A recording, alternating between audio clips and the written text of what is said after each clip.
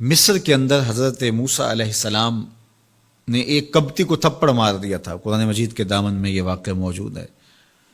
تو آپ کی جلالت اور آپ کے زور کی تاب نہ لاتے ہوئے وہ وہیں ڈھیر ہو گیا اور اس کی موت واقع ہو گئی۔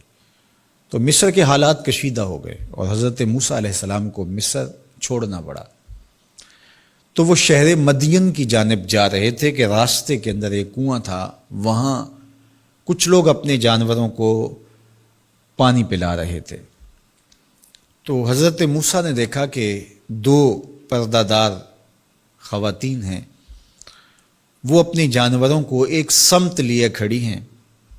سمجھ گئے کہ مردوں کے ہجوم میں آنا نہیں چاہ رہی، ان کا حیا مانے ہے۔ تو آگے بڑھے اور ان کے جانور ہانکے اور ان کو سیراب کیا اور پھر ان کی جانب ہانک دیے۔ وہ واپس گئیں اور اپنے والد بزرگوار سے کہا کہ ایک سال نوجوان جس کی آنکھوں میں شرم و حیا تھا، اس نے ہمارے ساتھ یہ مہربانی کی۔ تو ان کے والد گرامی نے کہا کہ جاؤ اس کو بلا کے لاؤ۔ قرآن مجید میں اس کا ذکر کیا گیا۔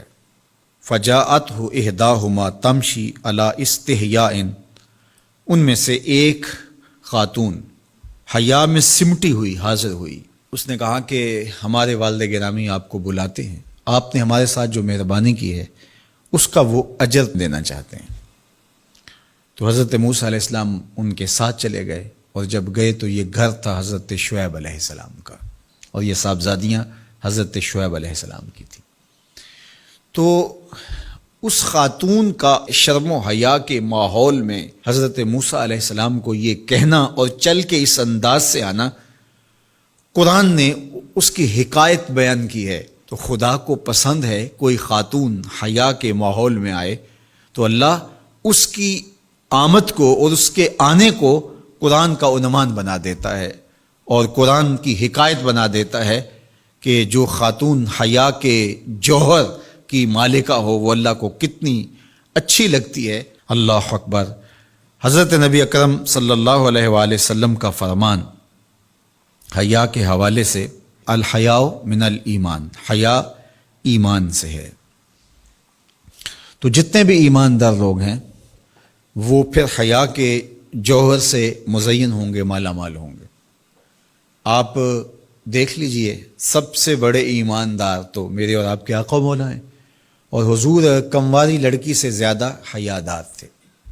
باقی حضور کے اصحاب دیکھ لیجئے، ان کا حیا، اور حضور کی ازواج مطہرات کا حیا دیکھیے۔ ام المومنین حضرت عائشہ رضی اللہ تعالی عنہا فرماتی ہیں کہ حضور کا جب وصال ہوا اور حضور میرے حجرے میں دفن ہوئے، تو میں جب حضور کی قبر انور پہ جاتی تو معمولی چادر اوڑھ کے چلی جاتی، اس خیال سے کہ میرے شوہر ہیں۔ پھر حضرت ابوبکر صدیق رضی اللہ تعالیٰ عنہ کا وصال ہوا تو وہ بھی ساتھ دفن ہو گئے، تو میں پھر بھی اسی حالت میں جاتی، اور میں سوچتی کہ ایک میرا شوہر ہے اور دوسرا میرا والد ہے۔ کہا پھر حضرت عمر رضی اللہ تعالیٰ عنہ کا انتقال ہوا اور وہ بھی ساتھ مدفون ہوئے۔ تو حضرت ام المومنین فرماتی ہیں کہ اب جب میں جاتی تو میرا جانے کا انداز مختلف تھا۔ فواللہ ما دخلت الا وانا مشدودۃ علی ثیابی حیاء من عمر۔ کہا اب جب بھی میں جاتی تو خوب اوڑھنی اوڑھ کے اور چادر لے کے جاتی، مجھے عمر سے حیا آتی۔ یہ ام المومنین کا انداز زندگی ہے۔ مخدرات اسلام کو اس سے سیکھنا چاہیے۔ جو قبر میں دفن ہیں ان سے بھی یہ حیا کریں، جو مومنوں کی ماں بھی لگتی ہیں۔ اور آج یہ دلائل دیے جائیں کہ پردہ تو جناب دل کا ہوتا ہے، چہرے کا پردہ تو نہیں ہے۔ باقی کسی کو اپنی آنکھ میں شرم پیدا کرنی چاہیے۔ عورت کو کیا ضرورت ہے کہ وہ اپنے آپ کو ڈھانپ کے رکھے؟